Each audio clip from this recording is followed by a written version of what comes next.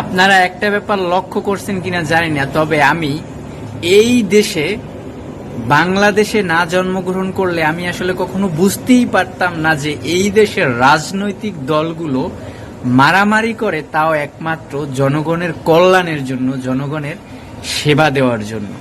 এই দেশে রাস্তা ব্লক করে, আন্দোলন মিছিল, এগুলোতে হচ্ছে জনগণ যানজটে পড়ে, ভোগান্তিতে পড়ে, অনেক বিপদের সম্মুখীন হয়।